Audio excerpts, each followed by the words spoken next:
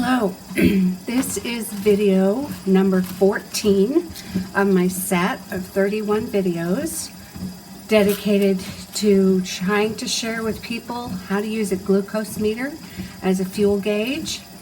And the program that I'm using for that is called DataDriven Fasting. You can find it at DataDrivenFasting.com for free, or you can also join a 30-day challenge group that will be doing this program together. Right now, I'm in the midst of one of the challenge groups, and we are on day 12. And that's what I will be covering in this video, is some of the information shared for day 12 of the 30-day challenge. Any diet at all works with this data-driven fasting program with using a glucose meter as your fuel gauge. I will put up a list of diets that Marty Kendall, the creator of this program, has shared as an example. He has food lists for all the diets on the list I'm sharing on the screen, and he does not care what diet people use. His focus is trying to encourage people to get the protein and nutrients that they need in whatever diet they're using, and rather than being fixated on any particular diet. So I said this is for day 12. I am going to put up on the screen the chart that shows all 30 days and what is covered in this 30-day challenge, the phases that we go through, and the data that is suggested that we collect depending on where we are in the challenge and what we're doing. Day 12 of the challenge is at the beginning portion of the time we're focusing on eating windows, and it is suggested that we take our waking fasting glucose and our pre-meal glucose all the way through all 30 days. We take our pre-meal glucose because that's the important data that the app that we're using, the Data-Driven Fasting app, which is also something you can use for free for 14 days, long enough so you can, you would be in the midst of the eating window by the time the 14th day hits of the challenge. And in those 14 days, you would learn your personalized pre-meal, your personalized hunger trigger, glucose target trigger. Each day of the challenge, we are given something to read and learn from, a little bit of information each day. And today, day 12, the reading piece that we have is called Breakfast Like a King. And I'll put the graphic up about that. It's the classic, breakfast like a king, dine like a prince, and sup like a pauper. Now, the reading piece starts with, while you don't have to have breakfast first thing in the morning, because all breakfast means is you're breaking your fast from the night before when you stopped eating. Having breakfast appears to be ideal. If possible, front load your calories and prioritize protein earlier in the day rather than eating your biggest meal before bed. This is known as early time restricted feeding. The reason you would want to do this is because we are more insulin sensitive earlier in the day because of something called the circadian rhythm. I will be putting some resource links in the description box for you to be able to read some information about our circadian rhythm and eating our meals, weighting them heavier in the morning and lighter towards the end of the day. And now I'm putting up an image that represents some of the reasoning behind that. And the image has what looks like a clock or a dial on it. And that clock or dial has noon at the top and midnight at the bottom. So that is a 24-hour clock, not just a 12-hour clock that goes around twice. And it indicates that certain things happen biologically around the clock, and we can take advantage of that information by respecting what's going on biologically, metabolically in our body, if we take advantage of this information and kind of apply our meal timing to it. So I have been working on eating earlier in the day for quite a while now, and the next thing I'm working on is breaking up my meals so it's not just one big meal in the middle of the day, but that I actually try to start eating maybe by 10 or so o'clock and getting in some kind of a breakfast meal, and then having an early dinner, and keeping that to be my eating window, ideally from 10 a.m. to 4 p.m. Now, I'm not going to be rigid about that. If I'm with family and that routine would clash with the family routine as a whole, family comes first for me. But typically, my life, with my husband, I can keep those eating hours for myself if I want. And we've come to a place where if he'll have dinner when he gets home at the end of the workday, but I will always sit at the table with him and be with him while he eats. I'll have a cup of tea, and when he's finished his meal, then we can sit there at the table and visit and talk. That's how we connect. That's how our family connects, is at the table. And I said earlier that it does not matter what diet you use with data-driven fasting and watching your glucose numbers, but I'm going to put up an image that is labeled low energy diet. That may sound contradictory. We want energy, right? But think of energy as fuel, and we get fuel from either carbohydrates or from fats. So a low energy diet would be pulling back on those two energy sources and making sure we get plenty of protein and fiber and nutrients through our veggies.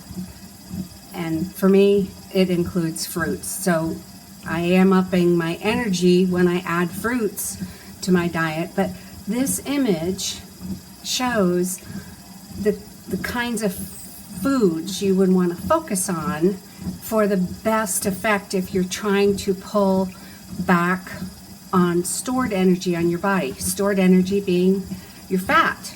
That your body, you've taken in carbohydrates, taken in fat, it's stored on your body for when you need it, but typically we Americans have too much stored energy on our body and we feel fat.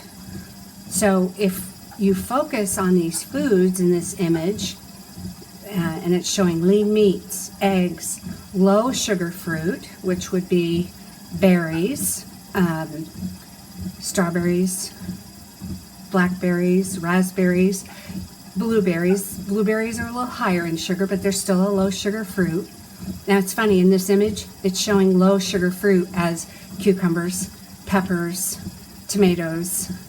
I can't quite tell what the other fruit is. The zucchini. I guess those are all fruits. I think of them, probably you do too, as vegetables. Then the image is also showing seafood, and then low carbohydrate vegetables, which would be high fiber, non-starchy vegetables. Then in the top right, you've got fermented dairy, so you can think yogurt, milk kefir, I buy probiotic cottage cheese, which means it's a fermented cottage cheese. We have mushrooms. A lot of people would have stuck that in the vegetable category. We have herbs and spices. And so you probably won't be able to read the words of the image that I'm sharing on the screen, so I'm going to do that here. A low energy diet consists of whole foods, but avoidance of foods high in refined dietary energy, such as refined carbs, which would be sugar and flour, refined fats, which would be oil and butter, and alcohol, which is also pure refined energy. A low energy diet provides higher satiety per calorie. So our body's more satisfied per calorie with these foods. And it says you can eat intuitively to fullness and still lose excess body fat if you focus on these foods. Because the fats in the foods, they're included in the food source. They're not an added fat like oil or butter.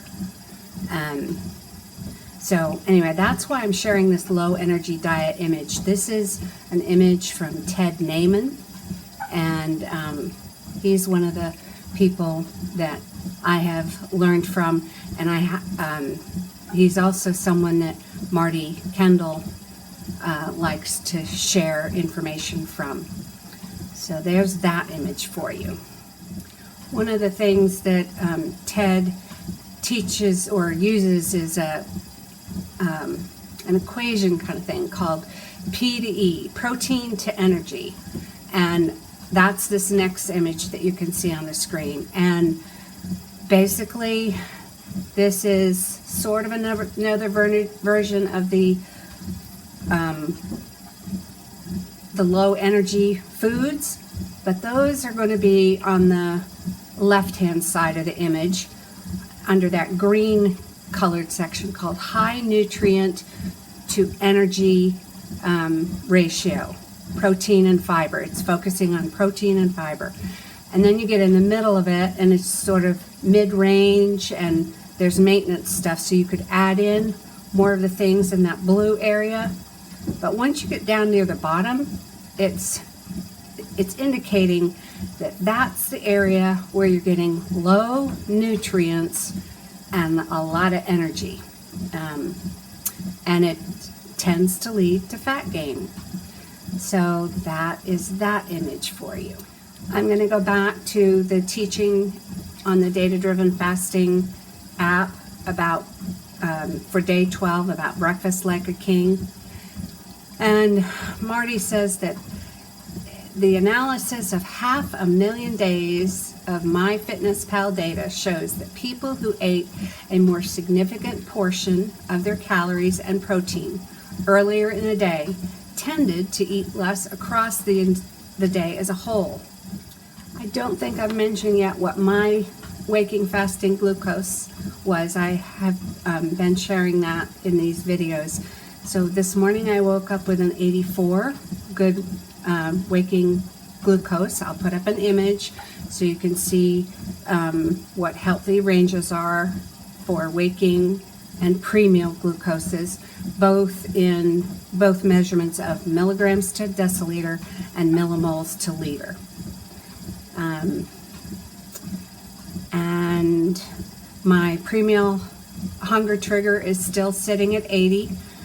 I think it may change in another few days, but I'm not sure. I'm pretty sure that we get about a week before the number might change on us. And if we've been getting close to our pre-meal hunger trigger, then it'll get reduced by about 0.5%. So, we have a chance to stretch a little bit and try to wait a little bit longer. So I expect my next pre-meal personalized hunger trigger to be assigned at 79 or maybe even 78. I'm not sure. As soon as it changes on whatever day that happens, I'll let you know in the video. The other thing I'll share is I've already had my meal today, and I'll put that up on the screen.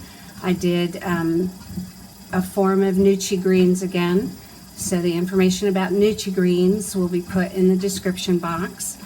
I topped that with a leftover burger from one of our previous meals, and I had the remaining stuffed eggs on the salad as well. And then I felt like I wanted something sweet, so what I did was I mixed up another one of those shake gone nuts, which I think of as a peanut butter shake. And it's low fuel, low energy, excuse me, because it's made with peanut flour. And that recipe and how to find it will be added to the description box. So when you see this video, all you have to do is open up the description box and there'll be resource links in there. I'm not going to do another part of this video because my husband came home early from work, and I would like to not be focused on the video again the rest of the day and not be trying to upload it late at night, fit that in right before I go to bed. So I'm going to cut it off now, and then I will come back and hopefully have an opportunity to make another video tomorrow. Just keep providing you day-by-day videos to cover all 30 days of this challenge. The very first video was sort of an onboarding, like, what do you need to get started? What is this all about? But it wasn't about doing the challenge, day 1, day 2, day 3. That's, video 2 through 31 will be days 1 through 30. Anyway, that's the end of today's video, and thank you for watching.